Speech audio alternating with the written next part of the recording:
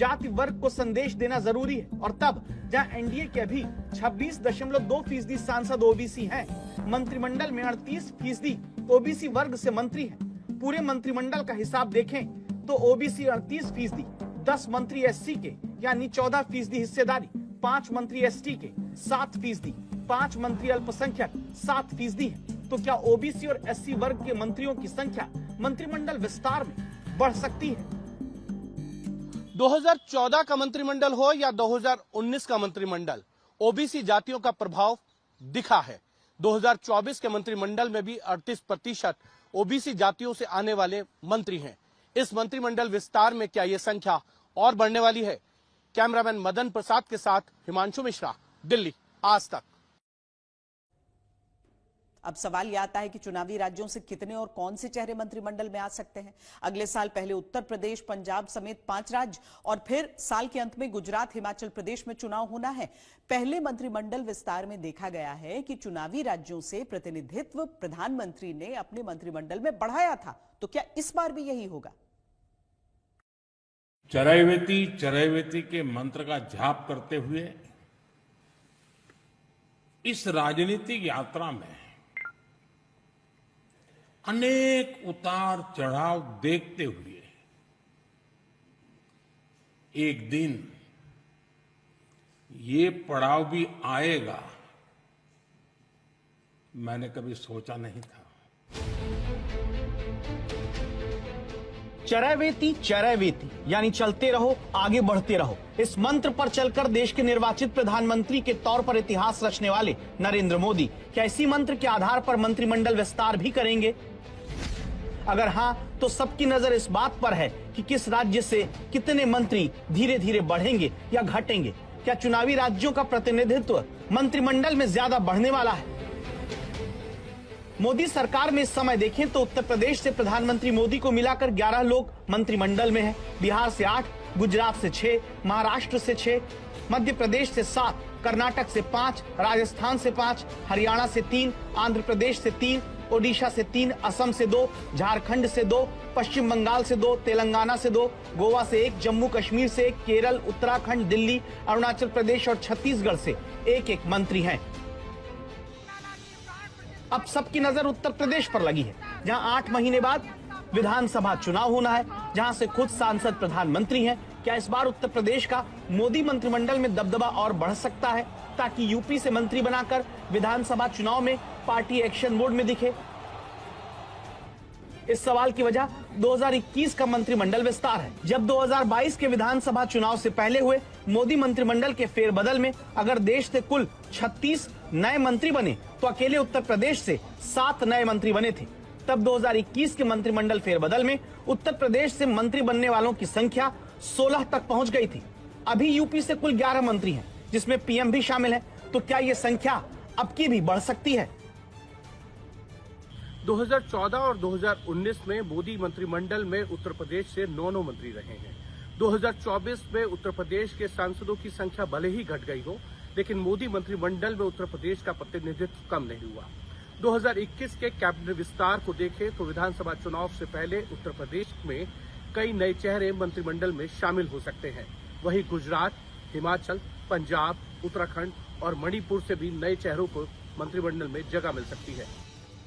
उत्तर प्रदेश से आने वाले सभी मंत्रियों को जाति वर्ग में देखें तो ओबीसी 4, ठाकुर 2, ब्राह्मण 1, जाट 1, दलित 2 और सिख 1। इनमें से पंकज चौधरी चूंकि यूपी बीजेपी अध्यक्ष बन चुके हैं, तो एक व्यक्ति एक पद के फॉर्मूले से हो सकता है इनकी जगह नया चेहरा शामिल हो। ब्राह्मण और पिछड़े दलित की संख्या भी यूपी से क्या बढ़ सकती है? पिछड़ों को प्राथमिकता, पिछड़ों को प्राथमिकता। जिनकी किसी ने सूद नहीं ली, हमने उनकी साधना की है। जिनको किसी ने पूछा नहीं, मोदी ने उन्हें पूजा है। 2022 के चुनाव से पहले 2021 के मंत्रिमंडल विस्तार में गुजरात से आने वाले 2 मंत्री का प्रमोशन हुआ था। 2 नए मंत्री गुजरात से आने वाले नए चेहरे बने थे। इसी तरह 2022 के चुनाव से पहले 2021 के मंत्रिमंडल विस्तार में हिमाचल प्रदेश से आने वाले मंत्री अनुराग ठाकुर का प्रमोशन हुआ था। पंजाब से आने वाले हरदीप सिंह पुरी का प्रमोशन हुआ था। मणिपुर तक से एक नए चेहरे के तौर पर राज्य मंत्री का पद दिया गया था। चुनावी राज्यों के अलावा चर्चा ये भी है कि रवनीश सिंह बिट्टू का कार्यकाल खत्म होने और हर्ष मल्होत्रा को दिल्ली प्रदेश बीजेपी का अध्यक्ष बनाने के बाद अगर इन्हें कैबिनेट से हटाया जाता है तो पंजाब और दिल्ली से नए चेहरों को कैबिनेट में जगह मिल सकती है। पंजाब में चुनाव की तैयारी में बीजेपी जुट चुकी है। यहाँ बीजेपी का अपना कोई लोकसभा सांसद नहीं। हालांकि पंजाब से आने वाले आम आदमी पार्टी के 6 राज्यसभा सांसद बीजेपी में शामिल हो चुके हैं। तो क्या विधानसभा चुनाव को देखते हुए इनमें से किसी को मंत्री पद दिया जा सकता है? हम एक ऐसे मोड़ पर खड़े हैं कि हमारे पास सिर्फ 2 ही ऑप्शंस थे, 2 विकल्प थे। या तो हम राजनीति छोड़ दें और पिछले 15-16 साल जो हमने सार्वजनिक जीवन में काम किया उसे त्याग दें, या फिर हम अपने अनुभव को, अपनी स्किल्स को, अपनी पूरी ऊर्जा और एनर्जी को लेकर पॉजिटिव पॉलिटिक्स करें। पश्चिम बंगाल से अभी 2 मंत्री मोदी मंत्रिमंडल में हैं। दोनों राज्य मंत्री हैं, कैबिनेट मंत्री एक भी नहीं। पश्चिम बंगाल में विधानसभा चुनाव की ऐतिहासिक जीत और टीएमसी के बागी सांसदों के समर्थन के बाद बंगाल का वेटेज क्या मंत्रिमंडल में बढ़ सकता है? नीतीश कुमार की पार्टी, चंद्रबाबू नायडू की पार्टी भी चाहती है कि उनको और जगह मंत्रिमंडल में मिले। अगर ऐसा होता है तो फिर बिहार और आंध्र प्रदेश से भी नए चेहरे मंत्रिमंडल में दिख सकते हैं। हिमांशु मिश्रा, दिल्ली आज तक। क्या बड़े नौकरशाह, अलग अलग फील्ड के एक्सपर्ट को प्रधानमंत्री अपने मंत्रिमंडल में जगह दे सकते हैं? क्योंकि पीएम का भरोसा योग्य नौकरशाहों पर रहा है। वो मानते हैं कि ब्यूरोक्रेट हो या टेक्नोक्रेट, ये योजनाओं को पूरा करने में तेजी लाते हैं, नीतियों के जनता के असर तक को समझते हैं। ऐसे में 2014 से अब तक का विश्लेषण करने के बाद यह दिखता है कि अब की बार भी मोदी मंत्रिमंडल में नौकरशाही से बड़े चेहरे शामिल हो सकते हैं। क्या नरेंद्र मोदी के मंत्रिमंडल विस्तार में फिर किसी भरोसेमंद नौकरशाह को जगह मिलने वाली है? क्या हम हमारे देश के ब्यूरोक्रेसी के दिमाग में चीज नहीं भर सकते हैं कि आपकी हर चीज की प्रायोरिटी ये रहेगी कि आखिरी गरीब से गरीब आदमी की भलाई में इसमें क्या रहा है तुम्हारे निर्णय में, तुम्हारी पॉलिसी में? क्या मोदी 3.0 के विस्तार में प्रधानमंत्री का विश्वसनीय नौकरशाह पर ट्राइड और टेस्टेड फॉर्मूला फिर आजमाया जाएगा?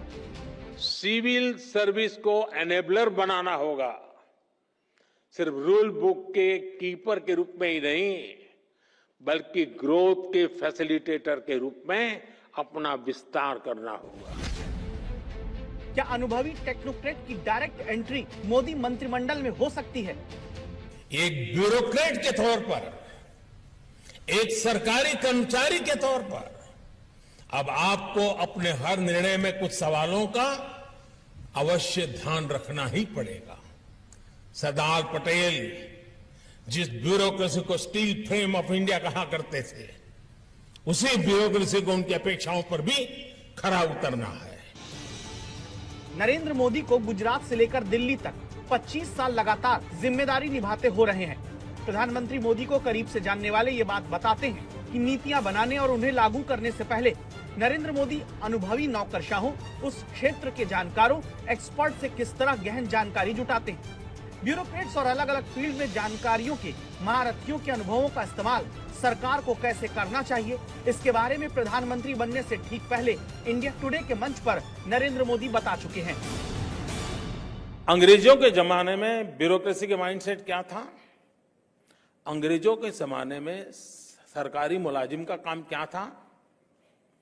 ब्रिटिश सल्तनत को खुश रखना, ब्रिटिश सल्तनत के हितों के लिए काम करना था। और तब वहां की गवर्नमेंट मशीनरी जो काम करती थी उस समय के लिए ठीक था। लेकिन we are a independent country, हम एक स्वतंत्र भारत है, हमारा देश स्वतंत्र हो चुका है, तो हमें किसके लिए काम करना? हमें चुनी हुई सरकारों के लिए काम नहीं करना है, हमें जनता जनार्दन के लिए काम करना है। मित्रों, ये कहने की हिम्मत मेरे में थी।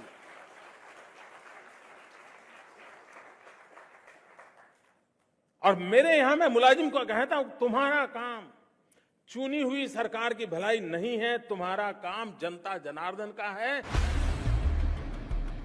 2013 में कही बात को प्रधानमंत्री बनने के बाद अमल में नरेंद्र मोदी लाते हैं। जब पहली बार पीएम पद की शपथ लेते हैं तो उनके मंत्रिमंडल में पूर्व गृह सचिव आर के सिंह, पूर्व राजदूत हरदीप सिंह पुरी, पूर्व सेना प्रमुख जनरल वीके सिंह, मुंबई के कमिश्नर रह चुके पूर्व आईपीएस सत्यपाल सिंह, पूर्व आईएएस केजे अल्फोंस, दिल्ली में स्वास्थ्य मंत्री रहते पोलियो उन्मूलन के काम को मजबूती से चलाने वाले डॉक्टर हर्षवर्धन और ओलंपिक पदक विजेता राज्यवर्धन सिंह राठौड़ शामिल होते हैं। पीएम मोदी 2047 में भारत को विकसित राष्ट्र बनाने के जिस संकल्प के साथ आगे बढ़ रहे हैं, उसमें जमीनी राजनेताओं के साथ साथ पूर्व नौकरशाहों, पूर्व सैन्य अधिकारियों और प्रोफेशनल टेक्नोक्रेट्स की क्या उपयोगिता है, इस बात को भली भांति जानते हैं। इसीलिए राजनेताओं के साथ साथ पीएम मोदी ने पूर्व नौकरशाहों, पूर्व सैन्य अधिकारियों और प्रोफेशनल टेक्नोक्रेट्स को उनके अनुभव के आधार पर मंत्रिमंडल में शामिल किया है या सरकार में अन्य बड़ी जिम्मेदारियां दी हैं। 2021 में जब मोदी मंत्रिमंडल में फेरबदल हुआ तो पूर्व आईएएस अश्विनी वैष्णव को सीधे रेल और संचार जैसा बड़ा मंत्रालय दिया गया। आरसीपी सिंह जो आईएएस रहे हैं उनको मौका दिया गया। इसके अलावा विश्वेश्वर टुडू जो ओडिशा के पूर्व वरिष्ठ सरकारी इंजीनियर रहे उन्हें मंत्री बनाया गया। देवू सिंह चौहान जो ऑल इंडिया रेडियो के पूर्व इंजीनियर रहे उन्हें संचार राज्य मंत्री बनाया गया।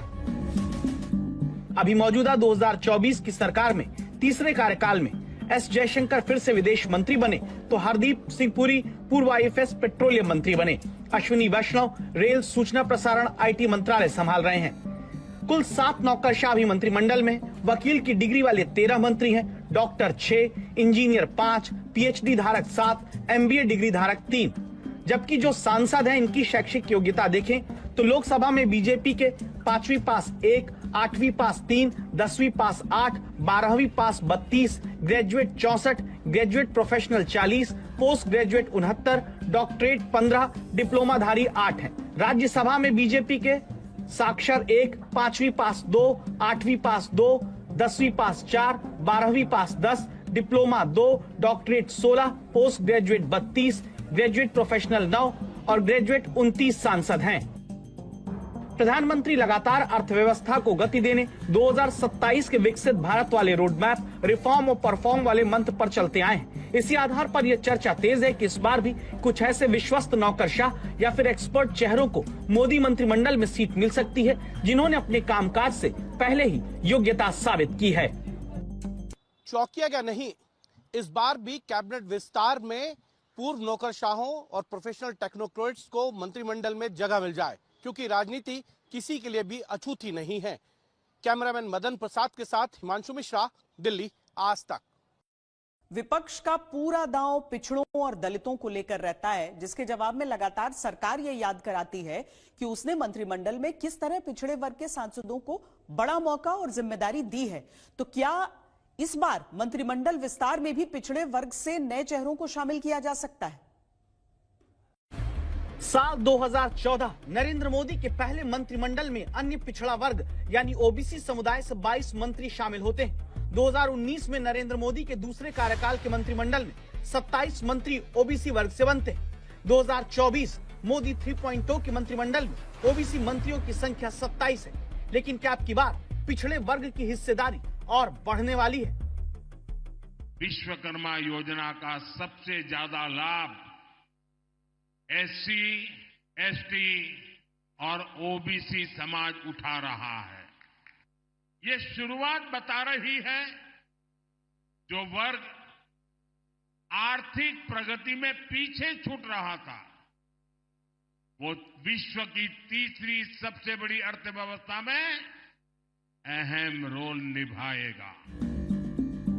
मंत्रिमंडल विस्तार जब मोदी सरकार का जल्द हो सकता है तब सबकी नजरें पिछड़ों की हिस्सेदारी पर लगी है। वजह कई है। जैसे पहली वजह जातिगत जनगणना की मांग करता विपक्ष, जिसकी मांग बाद में सरकार को माननी पड़ी ताकि पिछड़ों की ताकत मजबूती से सरकार के साथ रहे। दूसरी वजह पिछड़ा वर्ग जो नरेंद्र मोदी के नाम पर 2014 से बीजेपी के साथ बड़ी तादाद में एकजुट हुआ, वो 2024 में इंडिया गठबंधन के दांव से कुछ छिटका है। और तीसरी वजह आगे उत्तर प्रदेश और पंजाब का चुनाव है, जहां पिछड़े वर्ग और अनुसूचित जाति वर्ग को संदेश देना जरूरी है। और तब जहां एनडीए के अभी 26.2% सांसद ओबीसी हैं, मंत्रिमंडल में 38% ओबीसी वर्ग से मंत्री हैं। पूरे मंत्रिमंडल का हिसाब देखें तो ओबीसी 38%, 10 मंत्री एससी के यानी 14% हिस्सेदारी, 5 मंत्री एसटी के 7%, 5 मंत्री अल्पसंख्यक 7% है। तो क्या ओबीसी और एससी वर्ग के मंत्रियों की संख्या मंत्रिमंडल विस्तार में बढ़ सकती है।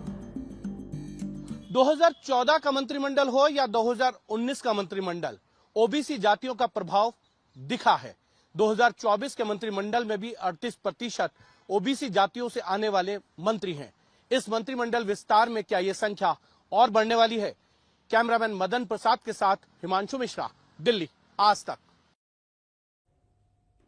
अब सवाल यह आता है कि चुनावी राज्यों से कितने और कौन से चेहरे मंत्रिमंडल में आ सकते हैं।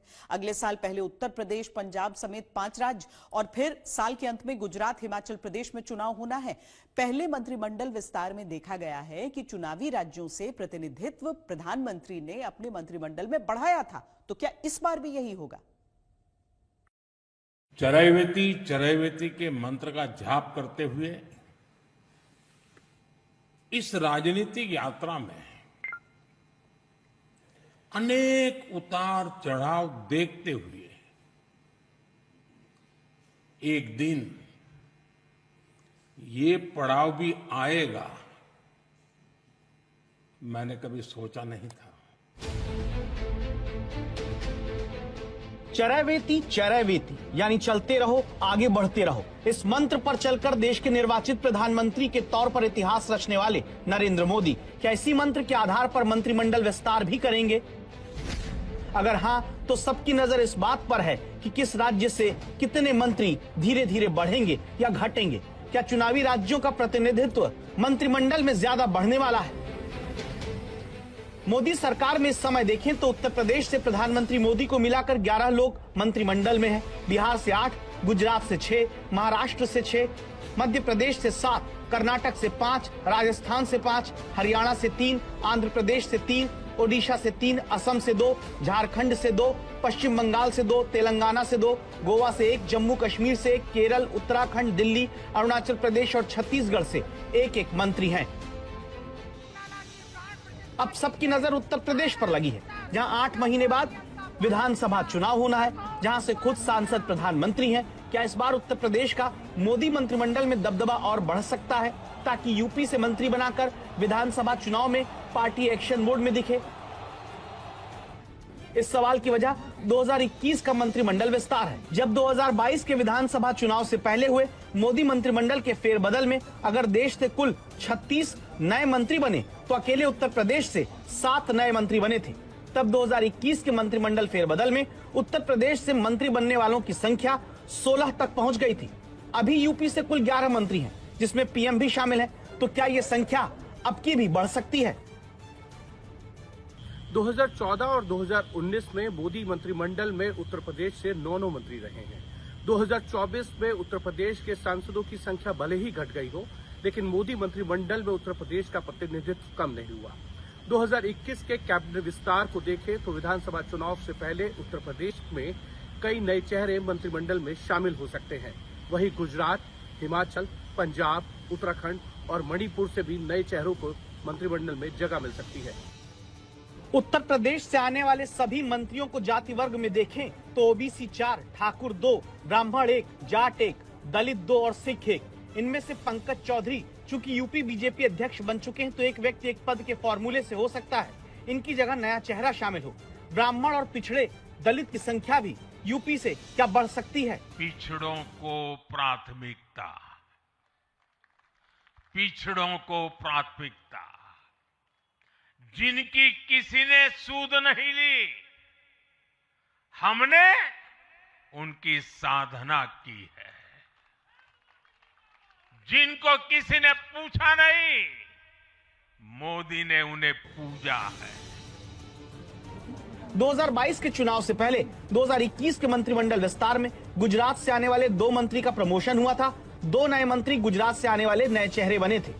इसी तरह 2022 के चुनाव से पहले 2021 के मंत्रिमंडल विस्तार में हिमाचल प्रदेश से आने वाले मंत्री अनुराग ठाकुर का प्रमोशन हुआ था।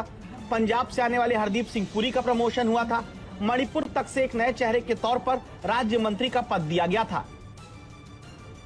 चुनावी राज्यों के अलावा चर्चा ये भी है कि रवनीश सिंह बिट्टू का कार्यकाल खत्म होने और हर्ष मल्होत्रा को दिल्ली प्रदेश बीजेपी का अध्यक्ष बनाने के बाद अगर इन्हें कैबिनेट से हटाया जाता है, तो पंजाब और दिल्ली से नए चेहरों को कैबिनेट में जगह मिल सकती है।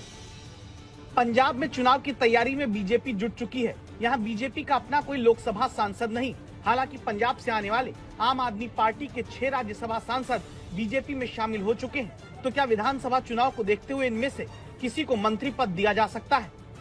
हम एक ऐसे मोड़ पर खड़े हैं कि हमारे पास सिर्फ दो ही ऑप्शंस थे, दो विकल्प थे। या तो हम राजनीति छोड़ दें और पिछले 15-16 साल जो हमने सार्वजनिक जीवन में काम किया उसे त्याग दें, या फिर हम अपने अनुभव को, अपनी स्किल्स को, अपनी पूरी ऊर्जा और एनर्जी को लेकर पॉजिटिव पॉलिटिक्स करें। पश्चिम बंगाल से अभी 2 मंत्री मोदी मंत्रिमंडल में हैं, दोनों राज्य मंत्री हैं, कैबिनेट मंत्री एक भी नहीं। पश्चिम बंगाल में विधानसभा चुनाव की ऐतिहासिक जीत और टीएमसी के बागी सांसदों के समर्थन के बाद बंगाल का वेटेज क्या मंत्रिमंडल में बढ़ सकता है? नीतीश कुमार की पार्टी, चंद्रबाबू नायडू की पार्टी भी चाहती है कि उनको और जगह मंत्रिमंडल में मिले। अगर ऐसा होता है तो फिर बिहार और आंध्र प्रदेश से भी नए चेहरे मंत्रिमंडल में दिख सकते हैं। हिमांशु मिश्रा, दिल्ली, आज तक। क्या बड़े नौकरशाह, अलग अलग फील्ड के एक्सपर्ट को प्रधानमंत्री अपने मंत्रिमंडल में जगह दे सकते हैं? क्योंकि पीएम का भरोसा योग्य नौकरशाहों पर रहा है। वो मानते हैं कि ब्यूरोक्रेट हो या टेक्नोक्रेट, ये योजनाओं को पूरा करने में तेजी लाते हैं, नीतियों के जनता के असर तक को समझते हैं। ऐसे में 2014 से अब तक का विश्लेषण करने के बाद यह दिखता है कि अब की बार भी मोदी मंत्रिमंडल में नौकरशाही से बड़े चेहरे शामिल हो सकते हैं। क्या नरेंद्र मोदी के मंत्रिमंडल विस्तार में फिर किसी भरोसेमंद नौकरशाह को जगह मिलने वाली है? क्या हम हमारे देश के ब्यूरोक्रेसी के दिमाग में चीज नहीं भर सकते हैं कि आपकी हर चीज की प्रायोरिटी ये रहेगी कि आखिरी गरीब से गरीब आदमी की भलाई में इसमें क्या रहा है, तुम्हारे निर्णय में, तुम्हारी पॉलिसी में? क्या मोदी 3.0 के विस्तार में प्रधानमंत्री का विश्वसनीय नौकरशाह पर ट्राइड और टेस्टेड फॉर्मूला फिर आजमाया जाएगा? सिविल सर्विस को एनेबलर बनाना होगा, सिर्फ रूल बुक के कीपर के रूप में ही नहीं, बल्कि ग्रोथ के फैसिलिटेटर के रूप में अपना विस्तार करना होगा। क्या अनुभवी टेक्नोक्रेट की डायरेक्ट एंट्री मोदी मंत्रिमंडल में हो सकती है? एक ब्यूरोक्रेट के तौर पर, एक सरकारी कर्मचारी के तौर पर अब आपको अपने हर निर्णय में कुछ सवालों का अवश्य ध्यान रखना ही पड़ेगा। सरदार पटेल जिस ब्यूरोक्रेसी को स्टील फ्रेम ऑफ इंडिया कहा करते थे, उसी ब्यूरोक्रेसी को उनकी अपेक्षाओं पर भी खरा उतरना है। नरेंद्र मोदी को गुजरात से लेकर दिल्ली तक 25 साल लगातार जिम्मेदारी निभाते हो रहे हैं।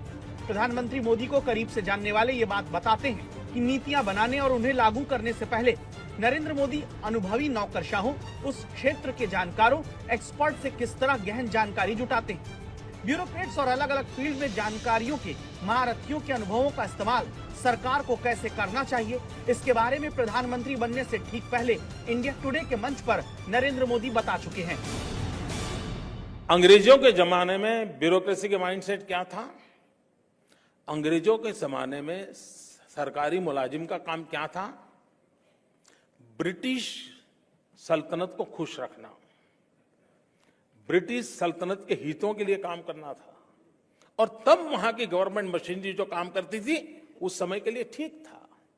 लेकिन we are a independent country, हम एक स्वतंत्र भारत है, हमारा देश स्वतंत्र हो चुका है, तो हमें किसके लिए काम करना? हमें चुनी हुई सरकारों के लिए काम नहीं करना है, हमें जनता जनार्दन के लिए काम करना है। मित्रों, ये कहने की हिम्मत मेरे में थी।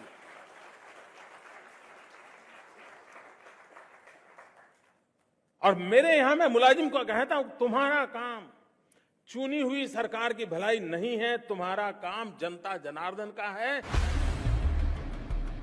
2013 में कही बात को प्रधानमंत्री बनने के बाद अमल में नरेंद्र मोदी लाते हैं। जब पहली बार पीएम पद की शपथ लेते हैं तो उनके मंत्रिमंडल में पूर्व गृह सचिव आर.के. सिंह, पूर्व राजदूत हरदीप सिंह पुरी, पूर्व सेना प्रमुख जनरल वी.के. सिंह, मुंबई के कमिश्नर रह चुके पूर्व आईपीएस सत्यपाल सिंह, पूर्व आईएएस के.जे. अल्फोंस, दिल्ली में स्वास्थ्य मंत्री रहते पोलियो उन्मूलन के काम को मजबूती से चलाने वाले डॉक्टर हर्षवर्धन और ओलंपिक पदक विजेता राज्यवर्धन सिंह राठौड़ शामिल होते हैं।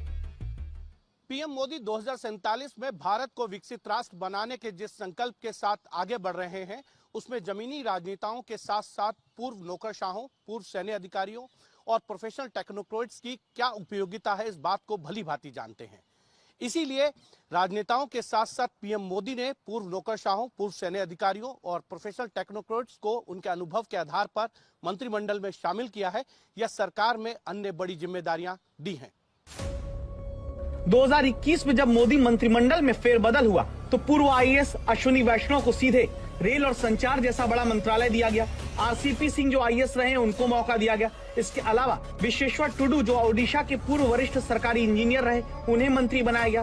देवू सिंह चौहान जो ऑल इंडिया रेडियो के पूर्व इंजीनियर रहे उन्हें संचार राज्य मंत्री बनाया गया। अभी मौजूदा 2024 की सरकार में तीसरे कार्यकाल में एस जयशंकर फिर से विदेश मंत्री बने तो हरदीप सिंह पुरी पूर्व आईएफएस पेट्रोलियम मंत्री बने। अश्विनी वैष्णव रेल, सूचना प्रसारण, आईटी मंत्रालय संभाल रहे हैं। कुल 7 नौकरशाह भी मंत्रिमंडल में। वकील की डिग्री वाले 13 मंत्री हैं, डॉक्टर 6, इंजीनियर 5, पीएचडी धारक 7, एमबीए डिग्री धारक 3।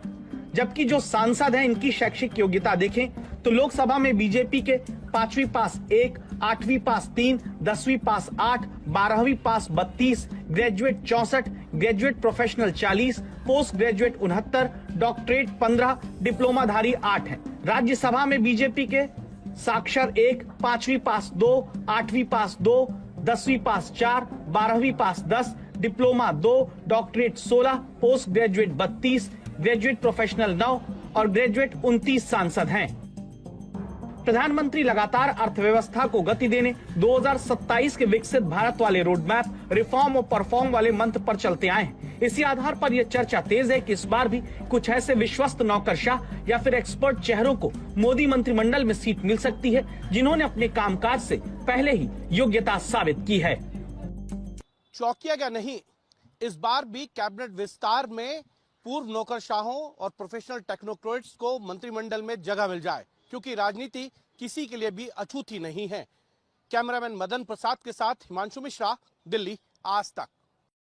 विपक्ष का पूरा दांव पिछड़ों और दलितों को लेकर रहता है, जिसके जवाब में लगातार सरकार यह याद कराती है कि उसने मंत्रिमंडल में किस तरह पिछड़े वर्ग के सांसदों को बड़ा मौका और जिम्मेदारी दी है।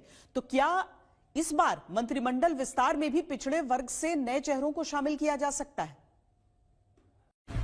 साल 2014 नरेंद्र मोदी के पहले मंत्रिमंडल में अन्य पिछड़ा वर्ग यानी ओबीसी समुदाय से 22 मंत्री शामिल होते हैं। 2019 में नरेंद्र मोदी के दूसरे कार्यकाल के मंत्रिमंडल में 27 मंत्री ओबीसी वर्ग से बनते हैं। 2024 मोदी 3.0 के मंत्रिमंडल में ओबीसी मंत्रियों की संख्या 27 है।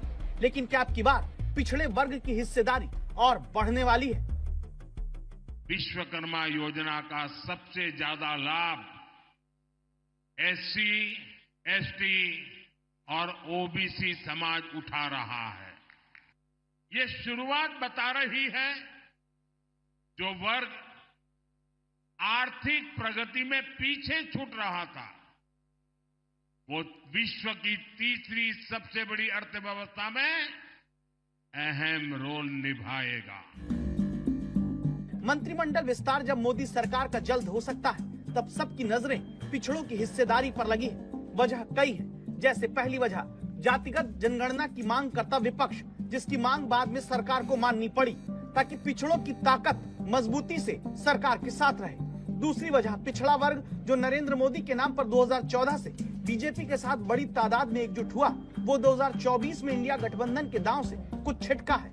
और तीसरी वजह आगे उत्तर प्रदेश और पंजाब का चुनाव है, जहां पिछड़े वर्ग और अनुसूचित जाति वर्ग को संदेश देना जरूरी है। और तब जहां एनडीए के अभी 26.2% सांसद ओबीसी हैं, मंत्रिमंडल में 38% ओबीसी वर्ग से मंत्री हैं। पूरे मंत्रिमंडल का हिसाब देखें तो ओबीसी 38%, 10 मंत्री एससी के यानी 14% हिस्सेदारी, 5 मंत्री एसटी के 7%, 5 मंत्री अल्पसंख्यक 7% है। तो क्या ओबीसी और एससी वर्ग के मंत्रियों की संख्या मंत्रिमंडल विस्तार में बढ़ सकती है? 2014 का मंत्रिमंडल हो या 2019 का मंत्रिमंडल, ओबीसी जातियों का प्रभाव दिखा है। 2024 के मंत्रिमंडल में भी 38% ओबीसी जातियों से आने वाले मंत्री हैं। इस मंत्रिमंडल विस्तार में क्या ये संख्या और बढ़ने वाली है? कैमरामैन मदन प्रसाद के साथ हिमांशु मिश्रा, दिल्ली, आज तक। अब सवाल यह आता है कि चुनावी राज्यों से कितने और कौन से चेहरे मंत्रिमंडल में आ सकते हैं। अगले साल पहले उत्तर प्रदेश, पंजाब समेत 5 राज्य और फिर साल के अंत में गुजरात, हिमाचल प्रदेश में चुनाव होना है। पहले मंत्रिमंडल विस्तार में देखा गया है कि चुनावी राज्यों से प्रतिनिधित्व प्रधानमंत्री ने अपने मंत्रिमंडल में बढ़ाया था, तो क्या इस बार भी यही होगा? चरैवेति चरैवेति के मंत्र का जाप करते हुए इस राजनीतिक यात्रा में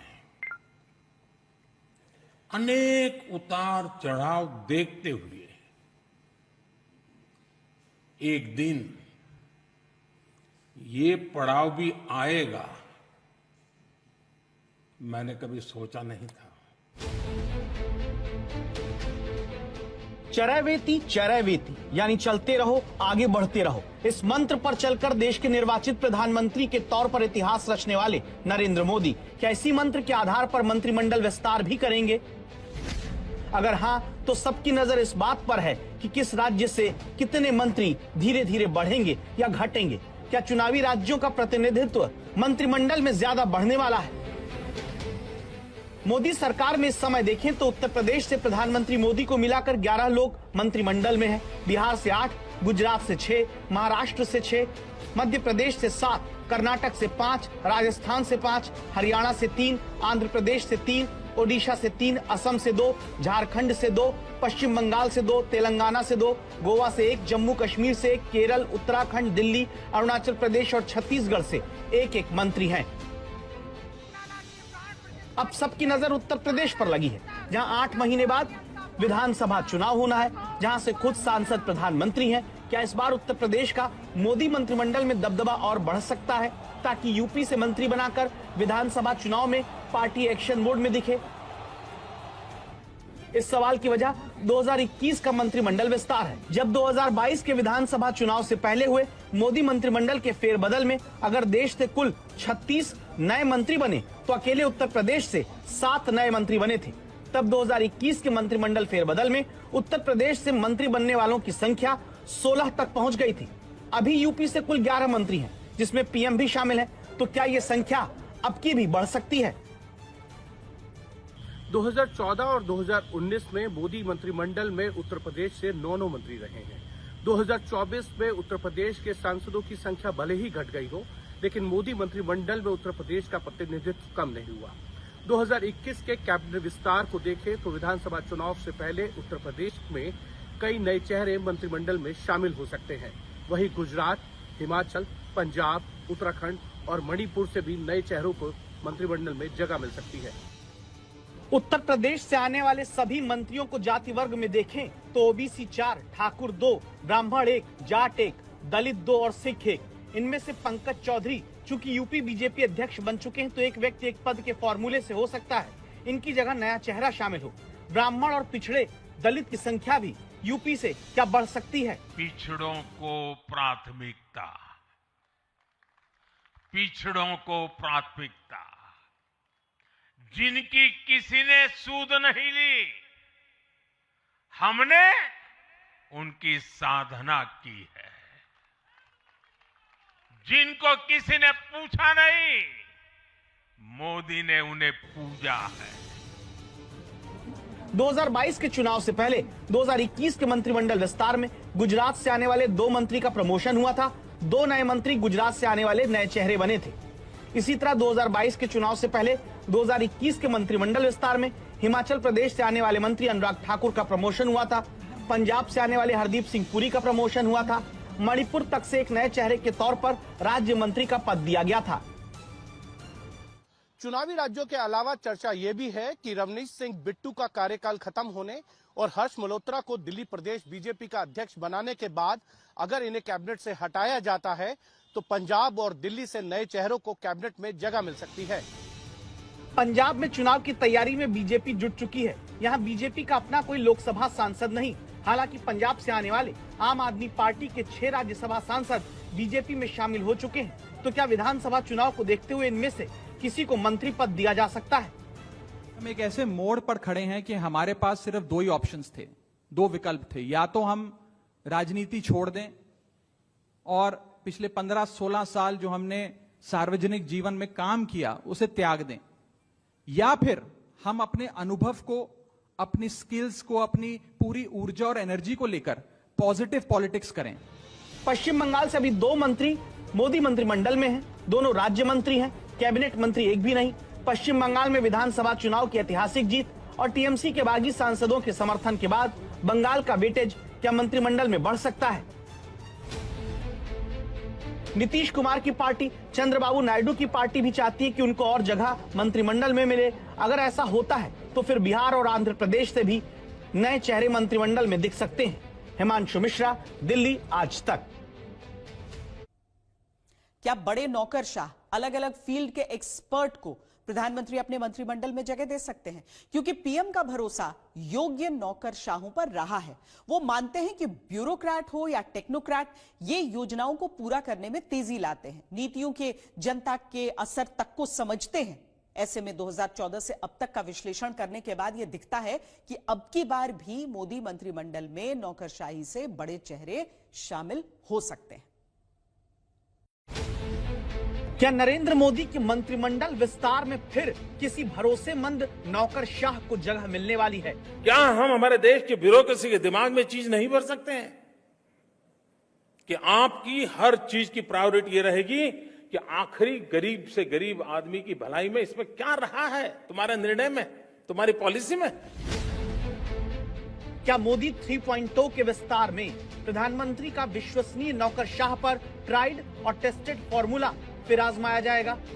सिविल सर्विस को एनेबलर बनाना होगा, सिर्फ रूल बुक के कीपर के रूप में ही नहीं, बल्कि ग्रोथ के फैसिलिटेटर के रूप में अपना विस्तार करना होगा। क्या अनुभवी टेक्नोक्रेट की डायरेक्ट एंट्री मोदी मंत्रिमंडल में हो सकती है? एक ब्यूरोक्रेट के तौर पर, एक सरकारी कर्मचारी के तौर पर अब आपको अपने हर निर्णय में कुछ सवालों का अवश्य ध्यान रखना ही पड़ेगा।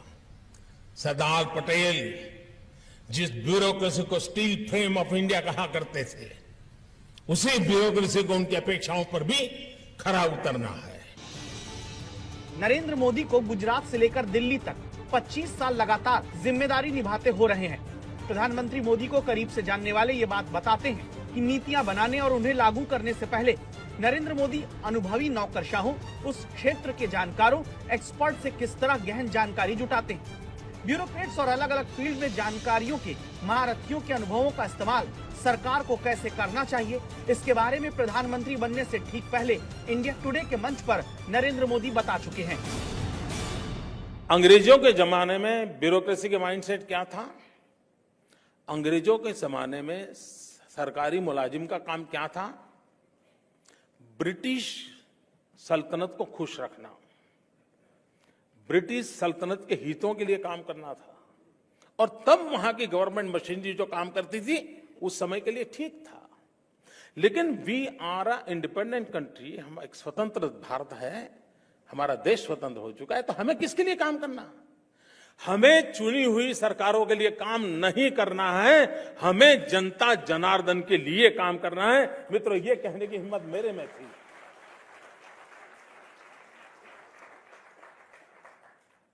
और मेरे यहां मैं मुलाजिम को कहता हूं, तुम्हारा काम चुनी हुई सरकार की भलाई नहीं है, तुम्हारा काम जनता जनार्दन का है।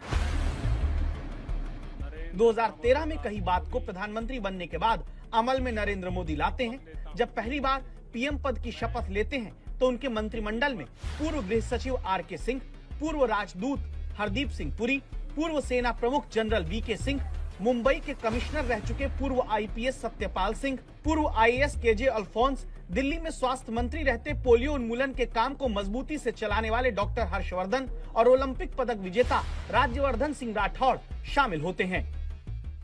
पीएम मोदी 2047 में भारत को विकसित राष्ट्र बनाने के जिस संकल्प के साथ आगे बढ़ रहे हैं, उसमें जमीनी राजनेताओं के साथ साथ पूर्व नौकरशाहों, पूर्व सैन्य अधिकारियों और प्रोफेशनल टेक्नोक्रेट्स की क्या उपयोगिता है, इस बात को भली भांति जानते हैं।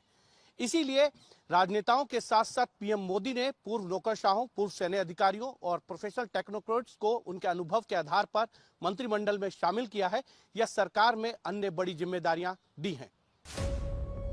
2021 में जब मोदी मंत्रिमंडल में फेरबदल हुआ तो पूर्व आईएएस अश्विनी वैष्णव को सीधे रेल और संचार जैसा बड़ा मंत्रालय दिया गया। आरसीपी सिंह जो आईएएस रहे हैं उनको मौका दिया गया। इसके अलावा विश्वेश्वर टुडू जो ओडिशा के पूर्व वरिष्ठ सरकारी इंजीनियर रहे उन्हें मंत्री बनाया गया। देवू सिंह चौहान जो ऑल इंडिया रेडियो के पूर्व इंजीनियर रहे उन्हें संचार राज्य मंत्री बनाया गया। अभी मौजूदा 2024 की सरकार में तीसरे कार्यकाल में एस जयशंकर फिर से विदेश मंत्री बने तो हरदीप सिंह पुरी पूर्व आईएफएस पेट्रोलियम मंत्री बने। अश्विनी वैष्णव रेल सूचना प्रसारण आईटी मंत्रालय संभाल रहे हैं। कुल 7 नौकरशाह भी मंत्रिमंडल में। वकील की डिग्री वाले 13 मंत्री हैं, डॉक्टर 6, इंजीनियर 5, पीएचडी धारक 7, एमबीए डिग्री धारक 3। जबकि जो सांसद हैं इनकी शैक्षिक योग्यता देखें तो लोकसभा में बीजेपी के 5वीं पास 1, 8वीं पास 3, 10वीं पास 8, 12वीं पास 32, graduate 64, graduate professional 40, post graduate 69, doctorate 15, डिप्लोमाधारी 8 हैं। राज्यसभा में बीजेपी के साक्षर 1, 5वीं पास 2, 8वीं पास 2, 10वीं पास 4, 12वीं पास 10, diploma 2, doctorate 16, post graduate 32, graduate professional 9 और ग्रेजुएट 29 सांसद हैं। प्रधानमंत्री लगातार अर्थव्यवस्था को गति देने 2027 के विकसित भारत वाले रोड मैप, रिफॉर्म और परफॉर्म वाले मंत्र पर चलते आए हैं। इसी आधार पर यह चर्चा तेज है कि इस बार भी कुछ ऐसे विश्वस्त नौकरशाह या फिर एक्सपर्ट चेहरों को मोदी मंत्रिमंडल में सीट मिल सकती है जिन्होंने अपने कामकाज से पहले ही योग्यता साबित की है। चौकिया क्या नहीं, इस बार भी कैबिनेट विस्तार में पूर्व नौकरशाहों और प्रोफेशनल टेक्नोक्रेट्स को मंत्रिमंडल में जगह मिल जाए, क्योंकि राजनीति किसी के लिए भी अछूती नहीं है। कैमरामैन मदन प्रसाद के साथ हिमांशु मिश्रा, दिल्ली, आज तक।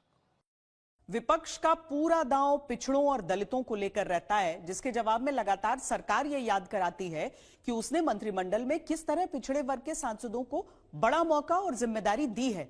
तो क्या इस बार मंत्रिमंडल विस्तार में भी पिछड़े वर्ग से नए चेहरों को शामिल किया जा सकता है? साल 2014 नरेंद्र मोदी के पहले मंत्रिमंडल में अन्य पिछड़ा वर्ग यानी ओबीसी समुदाय से 22 मंत्री शामिल होते हैं। 2019 में नरेंद्र मोदी के दूसरे कार्यकाल के मंत्रिमंडल में 27 मंत्री ओबीसी वर्ग से बनते हैं। 2024 मोदी 3.0 के मंत्रिमंडल में ओबीसी मंत्रियों की संख्या 27 है। लेकिन क्या अब की बार पिछड़े वर्ग की हिस्सेदारी और बढ़ने वाली है? विश्वकर्मा योजना का सबसे ज्यादा लाभ एससी, एसटी और ओबीसी समाज उठा रहा है। ये शुरुआत बता रही है जो वर्ग आर्थिक प्रगति में पीछे छूट रहा था वो विश्व की तीसरी सबसे बड़ी अर्थव्यवस्था में अहम रोल निभाएगा। मंत्रिमंडल विस्तार जब मोदी सरकार का जल्द हो सकता है तब सबकी नजरें पिछड़ों की हिस्सेदारी पर लगी है। वजह कई है, जैसे पहली वजह जातिगत जनगणना की मांग करता विपक्ष, जिसकी मांग बाद में सरकार को माननी पड़ी ताकि पिछड़ों की ताकत मजबूती से सरकार के साथ रहे। दूसरी वजह पिछड़ा वर्ग जो नरेंद्र मोदी के नाम पर 2014 से बीजेपी के साथ बड़ी तादाद में एकजुट हुआ, वो 2024 में इंडिया गठबंधन के दांव से कुछ छिटका है। और तीसरी वजह आगे उत्तर प्रदेश और पंजाब का चुनाव है, जहां पिछड़े वर्ग और अनुसूचित जाति वर्ग को संदेश देना जरूरी है। और तब जहां एनडीए के अभी 26.2% सांसद ओबीसी हैं, मंत्रिमंडल में 38% ओबीसी वर्ग से मंत्री हैं। पूरे मंत्रिमंडल का हिसाब देखें तो ओबीसी 38%, 10 मंत्री एससी के यानी 14% हिस्सेदारी, 5 मंत्री एसटी के 7%, 5 मंत्री अल्पसंख्यक 7% है। तो क्या ओबीसी और एससी वर्ग के मंत्रियों की संख्या मंत्रिमंडल विस्तार में बढ़ सकती है? 2014 का मंत्रिमंडल हो या 2019 का मंत्रिमंडल, ओबीसी जातियों का प्रभाव दिखा है। 2024 के मंत्रिमंडल में भी 38% ओबीसी जातियों से आने वाले मंत्री हैं। इस मंत्रिमंडल विस्तार में क्या ये संख्या और बढ़ने वाली है? कैमरामैन मदन प्रसाद के साथ हिमांशु मिश्रा, दिल्ली, आज तक। अब सवाल यह आता है कि चुनावी राज्यों से कितने और कौन से चेहरे मंत्रिमंडल में आ सकते हैं। अगले साल पहले उत्तर प्रदेश, पंजाब समेत 5 राज्य और फिर साल के अंत में गुजरात, हिमाचल प्रदेश में चुनाव होना है। पहले मंत्रिमंडल विस्तार में देखा गया है कि चुनावी राज्यों से प्रतिनिधित्व प्रधानमंत्री ने अपने मंत्रिमंडल में बढ़ाया था। तो क्या इस बार भी यही होगा? चरैवेति चरैवेति के मंत्र का जाप करते हुए इस राजनीतिक यात्रा में अनेक उतार चढ़ाव देखते हुए एक दिन ये पड़ाव भी आएगा, मैंने कभी सोचा नहीं था। चरैवेति चरैवेति यानी चलते रहो, आगे बढ़ते रहो। इस मंत्र पर चलकर देश के निर्वाचित प्रधानमंत्री के तौर पर इतिहास रचने वाले नरेंद्र मोदी क्या इसी मंत्र के आधार पर मंत्रिमंडल विस्तार भी करेंगे? अगर हाँ, तो सबकी नजर इस बात पर है कि किस राज्य से कितने मंत्री धीरे धीरे बढ़ेंगे या घटेंगे। क्या चुनावी राज्यों का प्रतिनिधित्व मंत्रिमंडल में ज्यादा बढ़ने वाला है? मोदी सरकार में इस समय देखें तो उत्तर प्रदेश से प्रधानमंत्री मोदी को मिलाकर 11 लोग मंत्रिमंडल में हैं, बिहार से 8, गुजरात से 6, महाराष्ट्र से 6, मध्य प्रदेश से 7, कर्नाटक से 5, राजस्थान से 5, हरियाणा से 3, आंध्र प्रदेश से 3, ओडिशा से 3, असम से 2, झारखंड से 2, पश्चिम बंगाल से 2, तेलंगाना से 2, गोवा से 1, जम्मू कश्मीर से 1, केरल, उत्तराखंड, दिल्ली, अरुणाचल प्रदेश और छत्तीसगढ़ से एक मंत्री हैं। अब सबकी नजर उत्तर प्रदेश पर लगी है, जहां 8 महीने बाद विधानसभा चुनाव होना है, जहां से खुद सांसद प्रधानमंत्री हैं। क्या इस बार उत्तर प्रदेश का मोदी मंत्रिमंडल में दबदबा और बढ़ सकता है, ताकि यूपी से मंत्री बनाकर विधानसभा चुनाव में पार्टी एक्शन मोड में दिखे? इस सवाल की वजह 2021 का मंत्रिमंडल विस्तार है। जब 2022 के विधानसभा चुनाव से पहले हुए मोदी मंत्रिमंडल के फेरबदल में अगर देश से कुल 36 नए मंत्री बने, तो अकेले उत्तर प्रदेश से 7 नए मंत्री बने थे। तब 2021 के मंत्रिमंडल फेरबदल में उत्तर प्रदेश से मंत्री बनने वालों की संख्या 16 तक पहुंच गई थी। अभी यूपी से कुल 11 मंत्री हैं, जिसमें पीएम भी शामिल है। तो क्या ये संख्या अब की भी बढ़ सकती है? 2014 और 2019 में मोदी मंत्रिमंडल में उत्तर प्रदेश से 9 मंत्री रहे हैं। 2024 में उत्तर प्रदेश के सांसदों की संख्या भले ही घट गई हो, लेकिन मोदी मंत्रिमंडल में उत्तर प्रदेश का प्रतिनिधित्व कम नहीं हुआ। 2021 के कैबिनेट विस्तार को देखें तो विधानसभा चुनाव से पहले उत्तर प्रदेश में कई नए चेहरे मंत्रिमंडल में शामिल हो सकते हैं। वहीं गुजरात, हिमाचल, पंजाब, उत्तराखंड और मणिपुर से भी नए चेहरों को मंत्रिमंडल में जगह मिल सकती है। उत्तर प्रदेश से आने वाले सभी मंत्रियों को जाति वर्ग में देखें तो ओबीसी 4, ठाकुर 2, ब्राह्मण 1, जाट 1, दलित 2 और सिख 1। इनमें से पंकज चौधरी चूंकि यूपी बीजेपी अध्यक्ष बन चुके हैं, तो एक व्यक्ति एक पद के फॉर्मूले से हो सकता है इनकी जगह नया चेहरा शामिल हो। ब्राह्मण और पिछड़े दलित की संख्या भी यूपी से क्या बढ़ सकती है? पिछड़ों को प्राथमिकता, पिछड़ों को प्राथमिकता।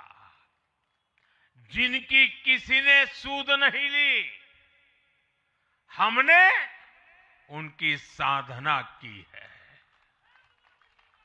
जिनको किसी ने पूछा नहीं, मोदी ने उन्हें पूजा है। 2022 के चुनाव से पहले 2021 के मंत्रिमंडल विस्तार में गुजरात से आने वाले 2 मंत्री का प्रमोशन हुआ था। 2 नए मंत्री गुजरात से आने वाले नए चेहरे बने थे। इसी तरह 2022 के चुनाव से पहले 2021 के मंत्रिमंडल विस्तार में हिमाचल प्रदेश से आने वाले मंत्री अनुराग ठाकुर का प्रमोशन हुआ था। पंजाब से आने वाले हरदीप सिंह पुरी का प्रमोशन हुआ था। मणिपुर तक से एक नए चेहरे के तौर पर राज्य मंत्री का पद दिया गया था। चुनावी राज्यों के अलावा चर्चा ये भी है कि रवनीश सिंह बिट्टू का कार्यकाल खत्म होने और हर्ष मल्होत्रा को दिल्ली प्रदेश बीजेपी का अध्यक्ष बनाने के बाद अगर इन्हें कैबिनेट से हटाया जाता है, तो पंजाब और दिल्ली से नए चेहरों को कैबिनेट में जगह मिल सकती है। पंजाब में चुनाव की तैयारी में बीजेपी जुट चुकी है। यहाँ बीजेपी का अपना कोई लोकसभा सांसद नहीं। हालांकि पंजाब से आने वाले आम आदमी पार्टी के 6 राज्यसभा सांसद बीजेपी में शामिल हो चुके हैं। तो क्या विधानसभा चुनाव को देखते हुए इनमें से किसी को मंत्री पद दिया जा सकता है?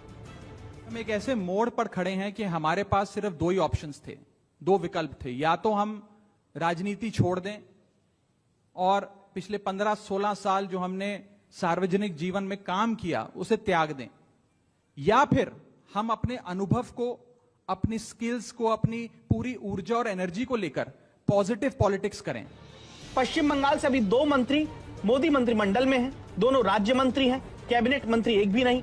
पश्चिम बंगाल में विधानसभा चुनाव की ऐतिहासिक जीत और टीएमसी के बागी सांसदों के समर्थन के बाद बंगाल का वेटेज क्या मंत्रिमंडल में बढ़ सकता है?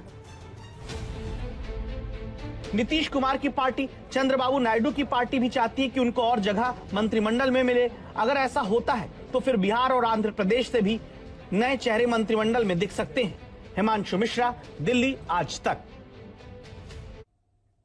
क्या बड़े नौकरशाह अलग अलग फील्ड के एक्सपर्ट को प्रधानमंत्री अपने मंत्रिमंडल में जगह दे सकते हैं?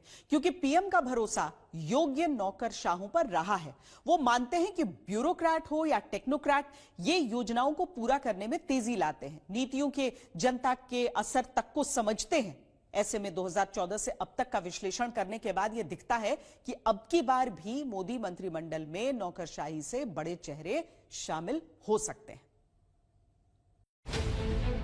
क्या नरेंद्र मोदी के मंत्रिमंडल विस्तार में फिर किसी भरोसेमंद नौकरशाह को जगह मिलने वाली है? क्या हम हमारे देश के ब्यूरोक्रेसी के दिमाग में चीज नहीं भर सकते हैं कि आपकी हर चीज की प्रायोरिटी ये रहेगी कि आखिरी गरीब से गरीब आदमी की भलाई में इसमें क्या रहा है, तुम्हारे निर्णय में, तुम्हारी पॉलिसी में?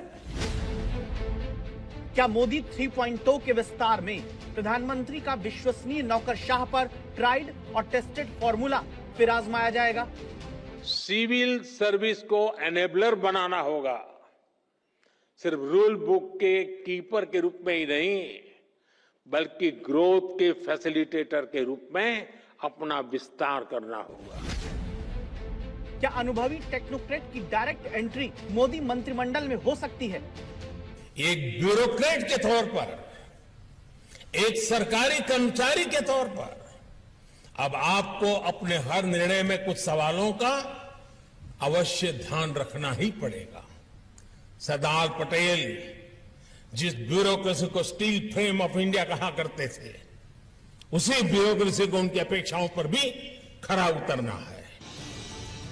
नरेंद्र मोदी को गुजरात से लेकर दिल्ली तक 25 साल लगातार जिम्मेदारी निभाते हो रहे हैं। प्रधानमंत्री मोदी को करीब से जानने वाले ये बात बताते हैं कि नीतियां बनाने और उन्हें लागू करने से पहले नरेंद्र मोदी अनुभवी नौकरशाहों, उस क्षेत्र के जानकारों, एक्सपर्ट से किस तरह गहन जानकारी जुटाते हैं।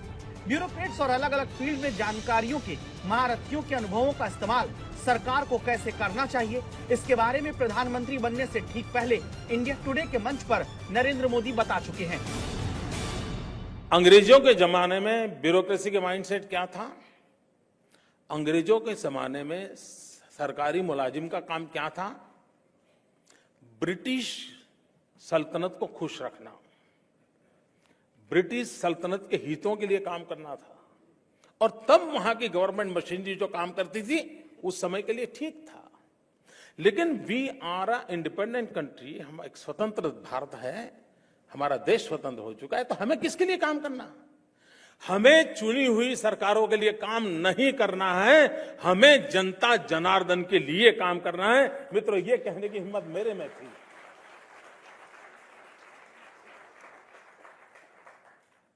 और मेरे यहां मैं मुलाजिम को कहता हूं, तुम्हारा काम चुनी हुई सरकार की भलाई नहीं है, तुम्हारा काम जनता जनार्दन का है।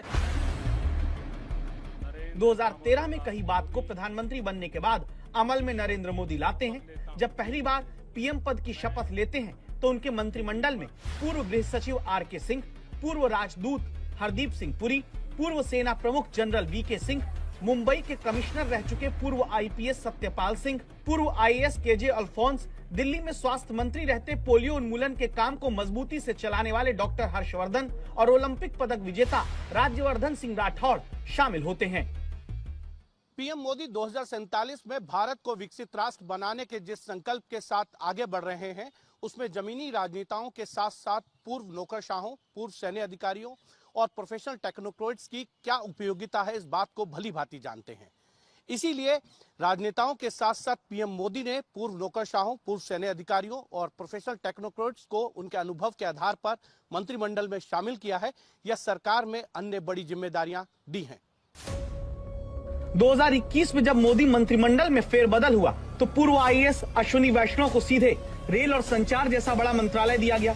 आरसीपी सिंह जो आईएएस रहे हैं उनको मौका दिया गया। इसके अलावा विश्वेश्वर टुडू जो ओडिशा के पूर्व वरिष्ठ सरकारी इंजीनियर रहे, उन्हें मंत्री बनाया गया।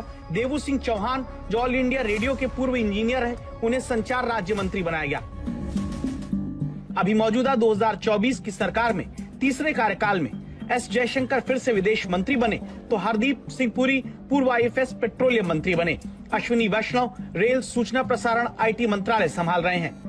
कुल 7 नौकरशाह भी मंत्रिमंडल में। वकील की डिग्री वाले 13 मंत्री हैं, डॉक्टर 6, इंजीनियर 5, पीएचडी धारक 7, एमबीए डिग्री धारक 3। जबकि जो सांसद हैं इनकी शैक्षिक योग्यता देखें तो लोकसभा में बीजेपी के 5वीं पास 1, 8वीं पास 3, 10वीं पास 8, 12वीं पास 32, graduate 64, graduate professional 40, post graduate 69, doctorate 15, डिप्लोमाधारी 8 हैं। राज्यसभा में बीजेपी के साक्षर 1, 5वीं पास 2, 8वीं पास 2, 10वीं पास 4, 12वीं पास 10, diploma 2, doctorate 16, post graduate 32, graduate professional 9 और ग्रेजुएट 29 सांसद हैं। प्रधानमंत्री लगातार अर्थव्यवस्था को गति देने 2027 के विकसित भारत वाले रोड मैप, रिफॉर्म और परफॉर्म वाले मंत्र पर चलते आए हैं। इसी आधार पर यह चर्चा तेज है कि इस बार भी कुछ ऐसे विश्वस्त नौकरशाह या फिर एक्सपर्ट चेहरों को मोदी मंत्रिमंडल में सीट मिल सकती है जिन्होंने अपने कामकाज से पहले ही योग्यता साबित की है। चौंकिएगा नहीं, इस बार भी कैबिनेट विस्तार में पूर्व नौकरशाहों और प्रोफेशनल टेक्नोक्रेट्स को मंत्रिमंडल में जगह मिल जाए, क्योंकि राजनीति किसी के लिए भी अछूती नहीं है। कैमरामैन मदन प्रसाद के साथ हिमांशु मिश्रा, दिल्ली, आज तक। विपक्ष का पूरा दांव पिछड़ों और दलितों को लेकर रहता है, जिसके जवाब में लगातार सरकार ये याद कराती है कि उसने मंत्रिमंडल में किस तरह पिछड़े वर्ग के सांसदों को बड़ा मौका और जिम्मेदारी दी है। तो क्या इस बार मंत्रिमंडल विस्तार में भी पिछड़े वर्ग से नए चेहरों को शामिल किया जा सकता है?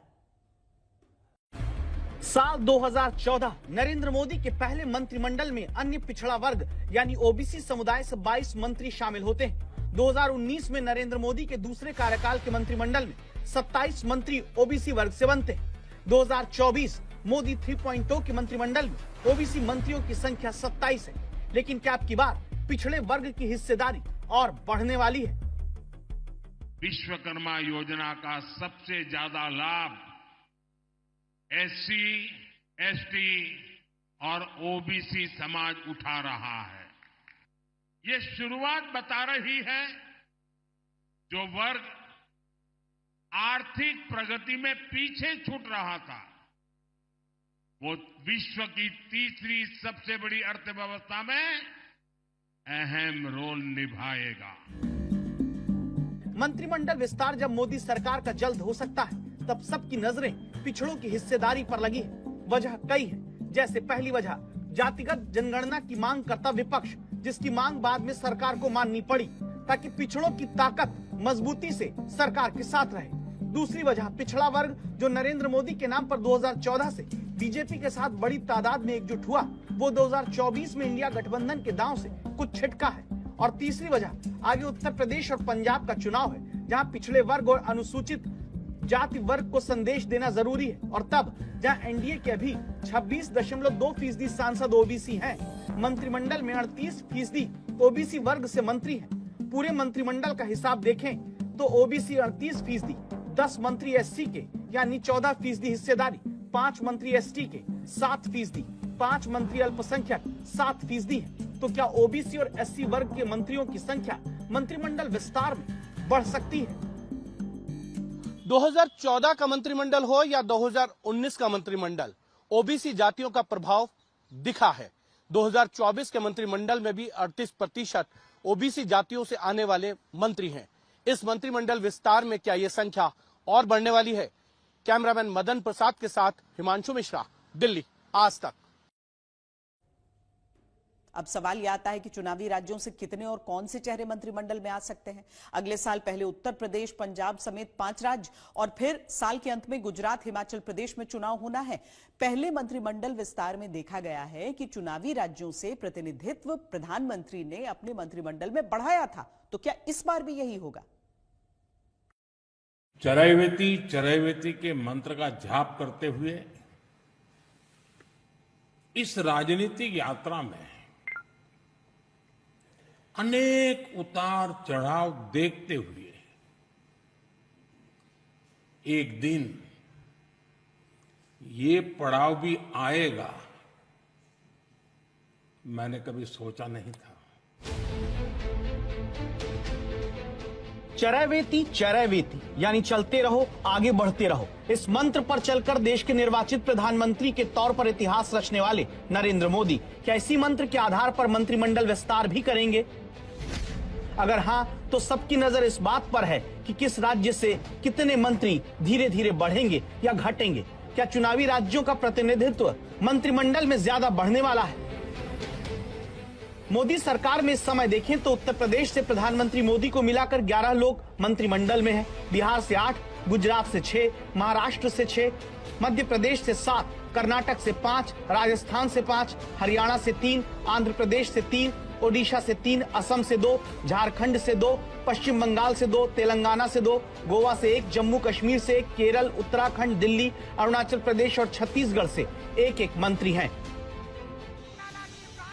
अब सबकी नजर उत्तर प्रदेश पर लगी है, जहां 8 महीने बाद विधानसभा चुनाव होना है, जहां से खुद सांसद प्रधानमंत्री हैं। क्या इस बार उत्तर प्रदेश का मोदी मंत्रिमंडल में दबदबा और बढ़ सकता है, ताकि यूपी से मंत्री बनाकर विधानसभा चुनाव में पार्टी एक्शन मोड में दिखे?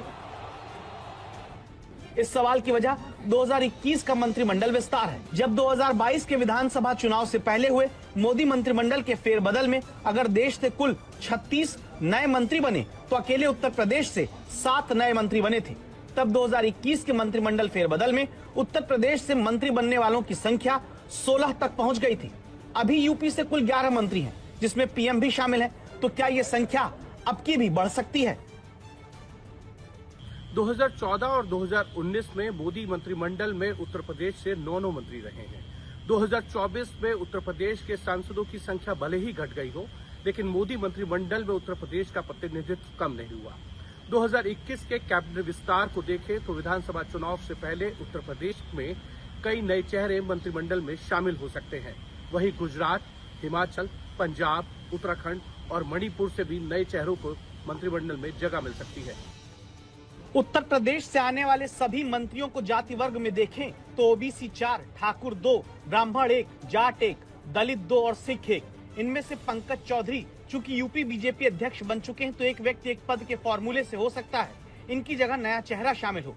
ब्राह्मण और पिछड़े दलित की संख्या भी यूपी से क्या बढ़ सकती है? पिछड़ों को प्राथमिकता, पिछड़ों को प्राथमिकता।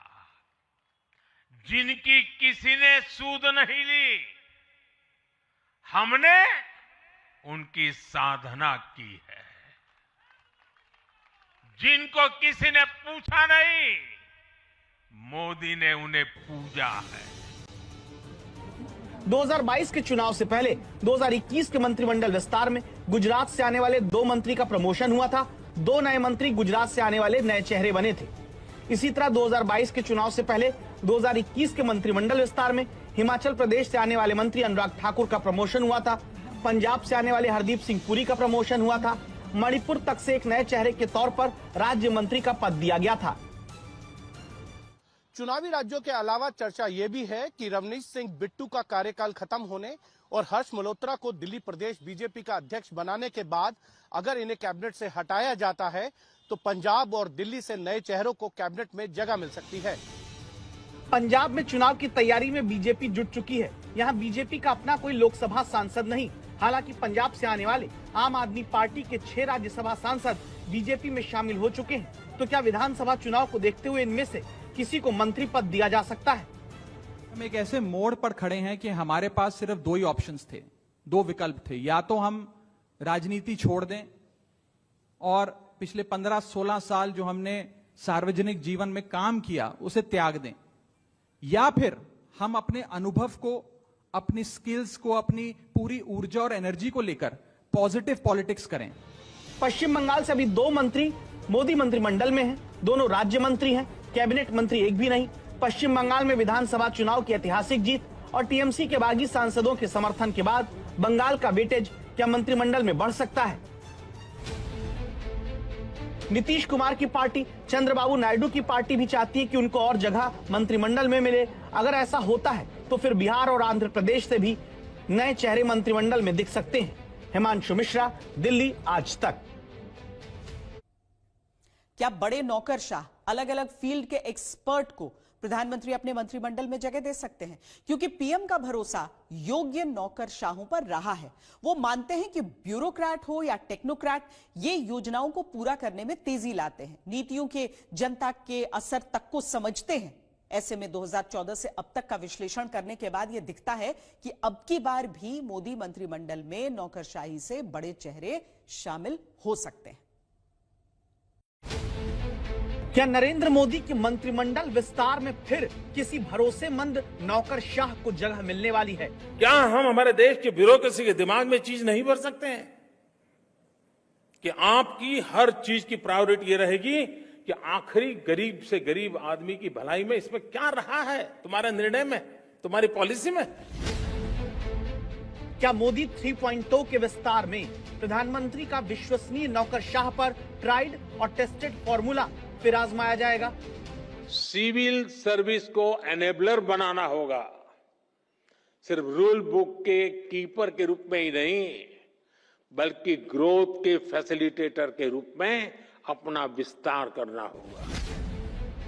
क्या अनुभवी टेक्नोक्रेट की डायरेक्ट एंट्री मोदी मंत्रिमंडल में हो सकती है? एक ब्यूरोक्रेट के तौर पर, एक सरकारी कर्मचारी के तौर पर अब आपको अपने हर निर्णय में कुछ सवालों का अवश्य ध्यान रखना ही पड़ेगा। सरदार पटेल जिस ब्यूरोक्रेसी को स्टील फ्रेम ऑफ इंडिया कहा करते थे, उसी ब्यूरोक्रेसी को उनकी अपेक्षाओं पर भी खरा उतरना है। नरेंद्र मोदी को गुजरात से लेकर दिल्ली तक 25 साल लगातार जिम्मेदारी निभाते हो रहे हैं। प्रधानमंत्री मोदी को करीब से जानने वाले ये बात बताते हैं कि नीतियां बनाने और उन्हें लागू करने से पहले नरेंद्र मोदी अनुभवी नौकरशाहों, उस क्षेत्र के जानकारों, एक्सपर्ट से किस तरह गहन जानकारी जुटाते हैं। ब्यूरोक्रेट्स और अलग अलग फील्ड में जानकारियों के महारथियों के अनुभवों का इस्तेमाल सरकार को कैसे करना चाहिए, इसके बारे में प्रधानमंत्री बनने से ठीक पहले इंडिया टुडे के मंच पर नरेंद्र मोदी बता चुके हैं। अंग्रेजों के जमाने में ब्यूरोक्रेसी के माइंडसेट क्या था? अंग्रेजों के जमाने में सरकारी मुलाजिम का काम क्या था? ब्रिटिश सल्तनत को खुश रखना, ब्रिटिश सल्तनत के हितों के लिए काम करना था। और तब वहां की गवर्नमेंट मशीनरी जो काम करती थी उस समय के लिए ठीक था। लेकिन we are a independent country, हम एक स्वतंत्र भारत है, हमारा देश स्वतंत्र हो चुका है, तो हमें किसके लिए काम करना? हमें चुनी हुई सरकारों के लिए काम नहीं करना है, हमें जनता जनार्दन के लिए काम करना है। मित्रों, ये कहने की हिम्मत मेरे में थी।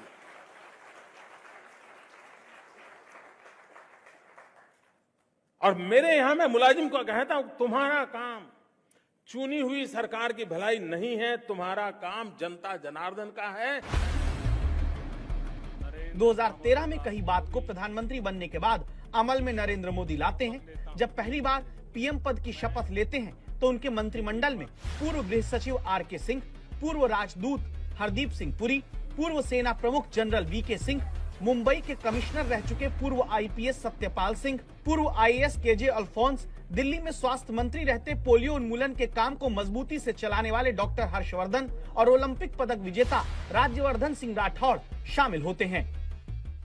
पीएम मोदी 2047 में भारत को विकसित राष्ट्र बनाने के जिस संकल्प के साथ आगे बढ़ रहे हैं, उसमें जमीनी राजनेताओं के साथ साथ पूर्व नौकरशाहों, पूर्व सैन्य अधिकारियों और प्रोफेशनल टेक्नोक्रेट्स की क्या उपयोगिता है, इस बात को भली भांति जानते हैं।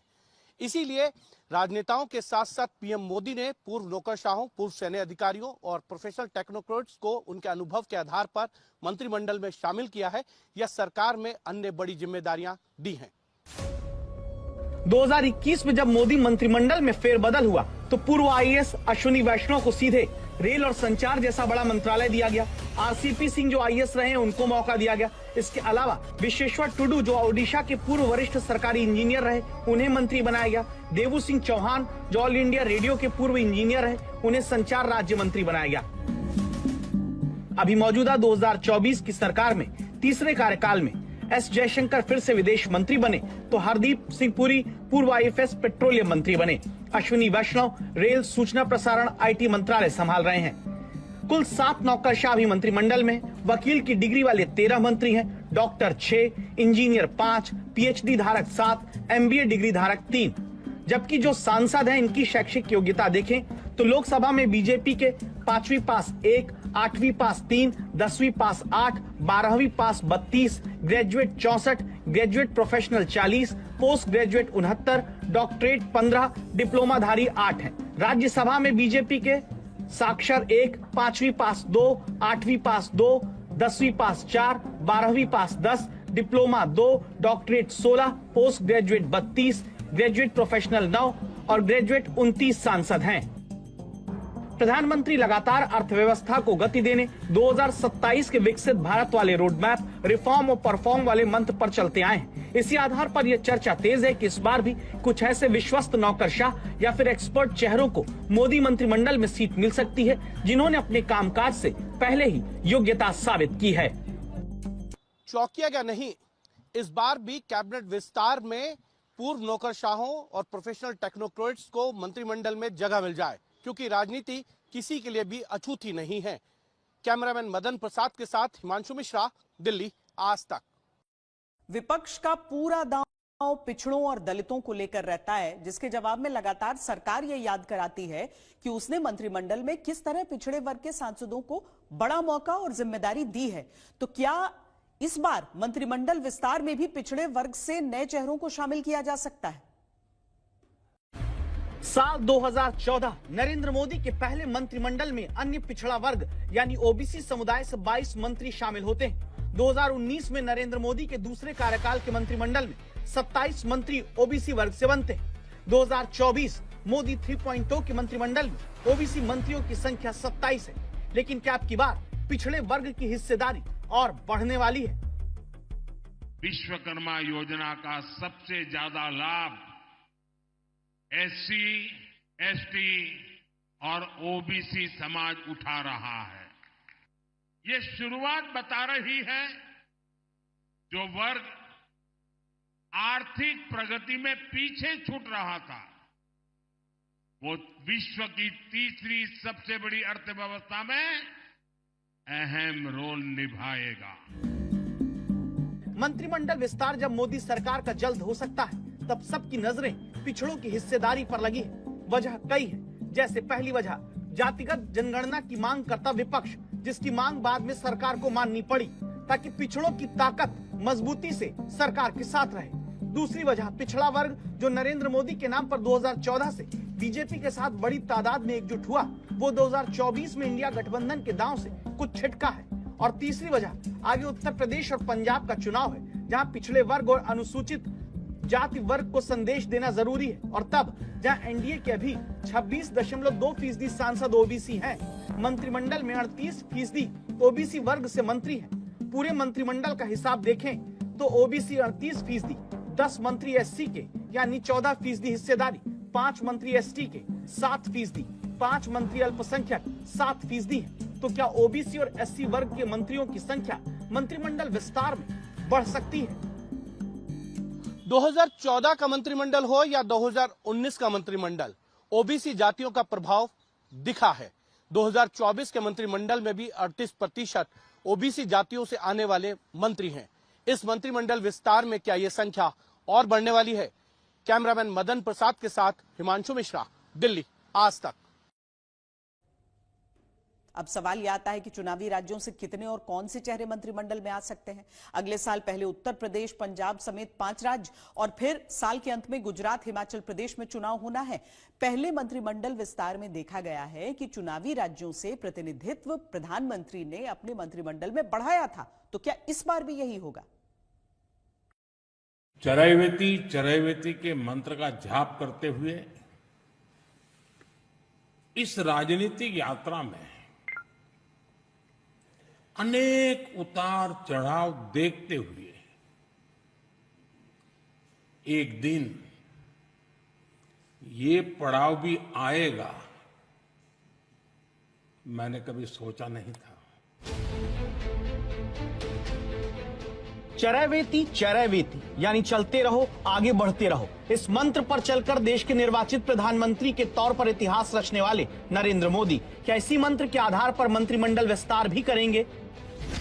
अगर हाँ, तो सबकी नजर इस बात पर है कि किस राज्य से कितने मंत्री धीरे धीरे बढ़ेंगे या घटेंगे। क्या चुनावी राज्यों का प्रतिनिधित्व मंत्रिमंडल में ज्यादा बढ़ने वाला है? मोदी सरकार में इस समय देखें तो उत्तर प्रदेश से प्रधानमंत्री मोदी को मिलाकर 11 लोग मंत्रिमंडल में हैं, बिहार से 8, गुजरात से 6, महाराष्ट्र से 6, मध्य प्रदेश से 7, कर्नाटक से 5, राजस्थान से 5, हरियाणा से 3, आंध्र प्रदेश से 3, ओडिशा से 3, असम से 2, झारखंड से 2, पश्चिम बंगाल से 2, तेलंगाना से 2, गोवा से 1, जम्मू कश्मीर से 1, केरल, उत्तराखंड, दिल्ली, अरुणाचल प्रदेश और छत्तीसगढ़ से एक मंत्री हैं। अब सबकी नजर उत्तर प्रदेश पर लगी है, जहां 8 महीने बाद विधानसभा चुनाव होना है, जहां से खुद सांसद प्रधानमंत्री हैं। क्या इस बार उत्तर प्रदेश का मोदी मंत्रिमंडल में दबदबा और बढ़ सकता है, ताकि यूपी से मंत्री बनाकर विधानसभा चुनाव में पार्टी एक्शन मोड में दिखे? इस सवाल की वजह 2021 का मंत्रिमंडल विस्तार है। जब 2022 के विधानसभा चुनाव से पहले हुए मोदी मंत्रिमंडल के फेरबदल में अगर देश से कुल 36 नए मंत्री बने, तो अकेले उत्तर प्रदेश से 7 नए मंत्री बने थे।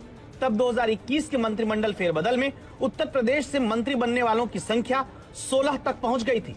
अभी यूपी से कुल 11 मंत्री हैं, जिसमें पीएम भी शामिल है। तो क्या ये संख्या अब की भी बढ़ सकती है? 2014 और 2019 में मोदी मंत्रिमंडल में उत्तर प्रदेश से 9 मंत्री रहे हैं। 2024 में उत्तर प्रदेश के सांसदों की संख्या भले ही घट गई हो, लेकिन मोदी मंत्रिमंडल में उत्तर प्रदेश का प्रतिनिधित्व कम नहीं हुआ।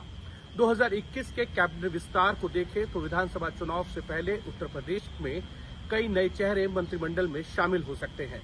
वहीं गुजरात, हिमाचल, पंजाब, उत्तराखंड और मणिपुर से भी नए चेहरों को मंत्रिमंडल में जगह मिल सकती है। उत्तर प्रदेश से आने वाले सभी मंत्रियों को जाति वर्ग में देखें तो ओबीसी 4, ठाकुर 2, ब्राह्मण 1, जाट 1, दलित 2 और सिख 1। इनमें से पंकज चौधरी चूंकि यूपी बीजेपी अध्यक्ष बन चुके हैं, तो एक व्यक्ति एक पद के फॉर्मूले से हो सकता है इनकी जगह नया चेहरा शामिल हो। ब्राह्मण और पिछड़े दलित की संख्या भी यूपी से क्या बढ़ सकती है? पिछड़ों को प्राथमिकता,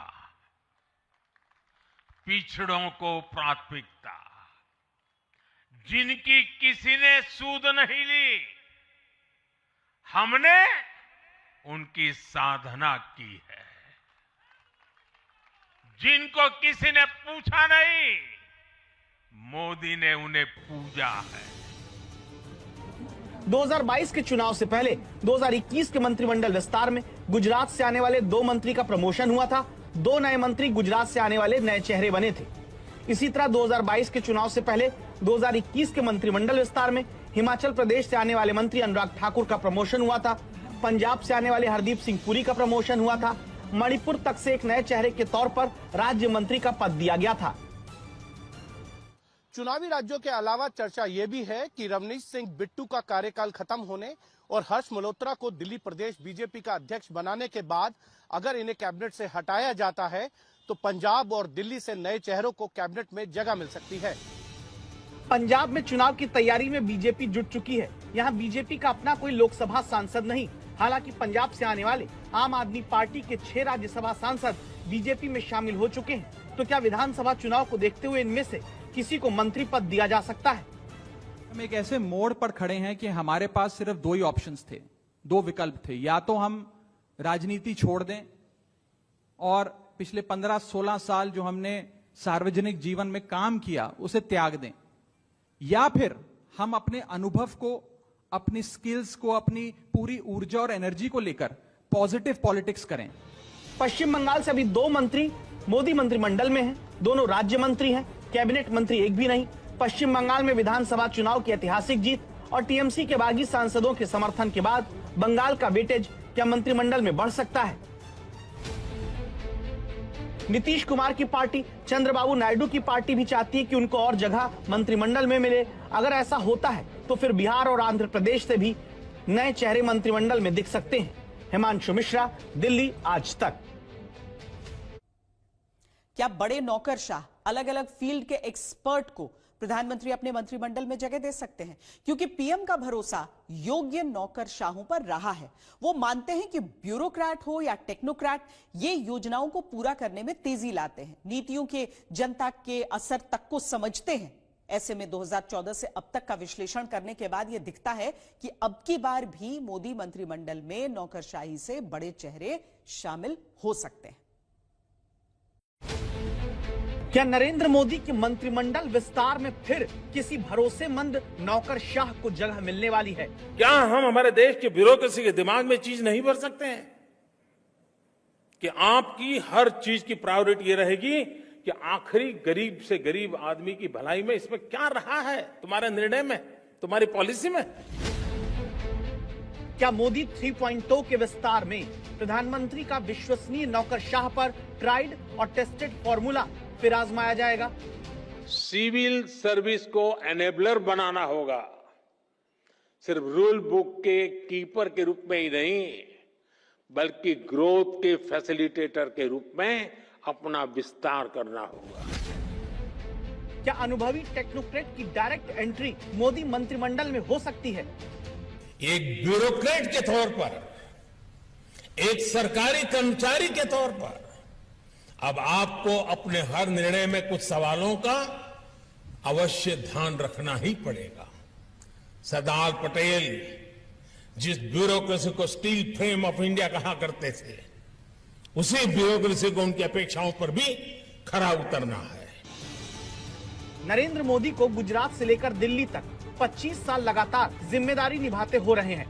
प्रधानमंत्री मोदी को करीब से जानने वाले ये बात बताते हैं कि नीतियां बनाने और उन्हें लागू करने से पहले नरेंद्र मोदी अनुभवी नौकरशाहों, उस क्षेत्र के जानकारों, एक्सपर्ट से किस तरह गहन जानकारी जुटाते हैं। ब्यूरोक्रेट्स और अलग अलग फील्ड में जानकारियों के महारथियों के अनुभवों का इस्तेमाल सरकार को कैसे करना चाहिए, इसके बारे में प्रधानमंत्री बनने से ठीक पहले इंडिया टुडे के मंच पर नरेंद्र मोदी बता चुके हैं।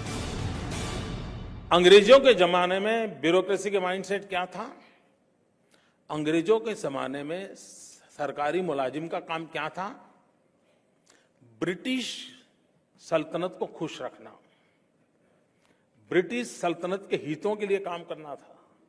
और तब वहां की गवर्नमेंट मशीनरी जो काम करती थी उस समय के लिए ठीक था।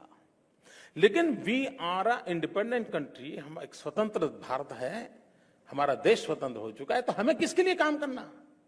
हमें चुनी हुई सरकारों के लिए काम नहीं करना है, हमें जनता जनार्दन के लिए काम करना है। मित्रों, ये कहने की हिम्मत मेरे में थी।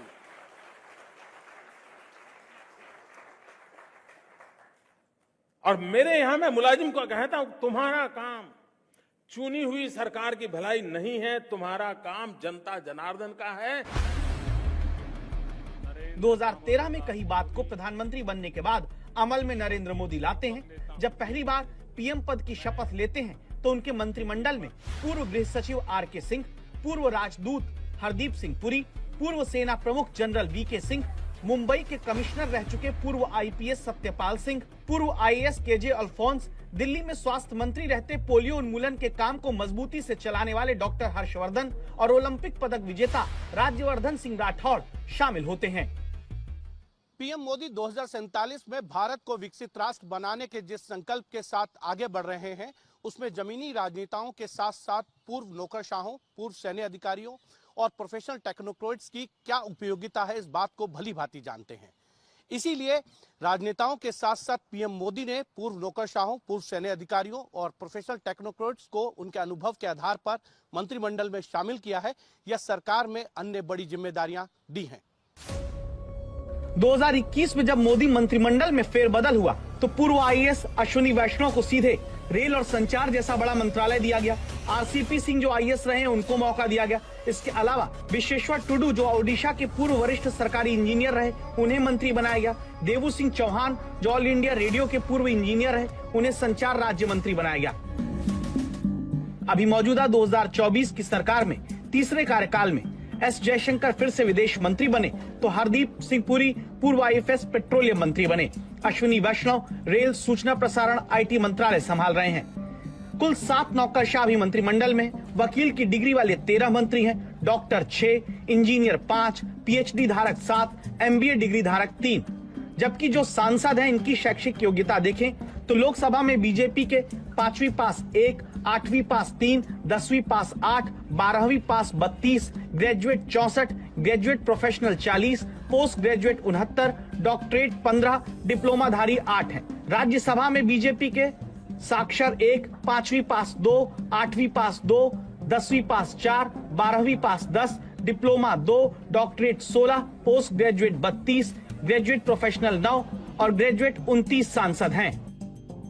प्रधानमंत्री लगातार अर्थव्यवस्था को गति देने 2027 के विकसित भारत वाले रोड मैप, रिफॉर्म और परफॉर्म वाले मंत्र पर चलते आए हैं। इसी आधार पर यह चर्चा तेज है कि इस बार भी कुछ ऐसे विश्वस्त नौकरशाह या फिर एक्सपर्ट चेहरों को मोदी मंत्रिमंडल में सीट मिल सकती है जिन्होंने अपने कामकाज से पहले ही योग्यता साबित की है। चौंकिएगा नहीं, इस बार भी कैबिनेट विस्तार में पूर्व नौकरशाहों और प्रोफेशनल टेक्नोक्रेट्स को मंत्रिमंडल में जगह मिल जाए, क्योंकि राजनीति किसी के लिए भी अछूती नहीं है। कैमरामैन मदन प्रसाद के साथ हिमांशु मिश्रा, दिल्ली, आज तक। विपक्ष का पूरा दांव पिछड़ों और दलितों को लेकर रहता है, जिसके जवाब में लगातार सरकार यह याद कराती है कि उसने मंत्रिमंडल में किस तरह पिछड़े वर्ग के सांसदों को बड़ा मौका और जिम्मेदारी दी है। तो क्या इस बार मंत्रिमंडल विस्तार में भी पिछड़े वर्ग से नए चेहरों को शामिल किया जा सकता है?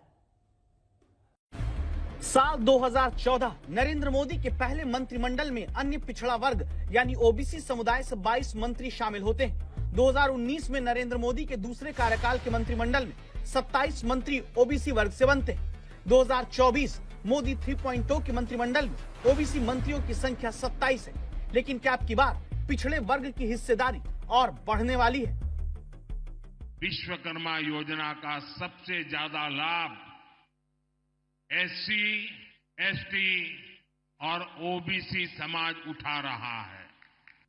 ये शुरुआत बता रही है जो वर्ग आर्थिक प्रगति में पीछे छूट रहा था, वो विश्व की तीसरी सबसे बड़ी अर्थव्यवस्था में अहम रोल निभाएगा।